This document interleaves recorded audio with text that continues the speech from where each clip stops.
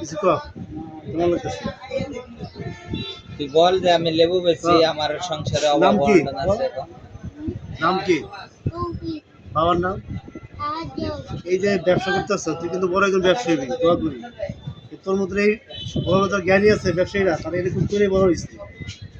বুঝছস বাবুল সাহেব যে ইসের যমুনার মালিক বাবুল সাহেব দোয়ারে এভাবে বড় হয়েছে 20 টাকা মালিক হয়েছে সোমান সাহেব বসুন্ধরা মালিক এরাও বড় হয়েছে এভাবে ট্রান্সফার মালিক লতিফ সাহেব এইভাবে বড় হয়েছে তুই যদি নামাজ পড়ো খবর আছে ঠিক আছে ভবি তো ব্যবসা করা কিন্তু খারাপ কাজ করা যাবে না পরিশ্রম করবি চুরি বাটপাড়ি করবি না ঠিক আছে মানুষের হক খাবি না ঠিক আছে যা হ্যাঁ ঠিক আছে যাই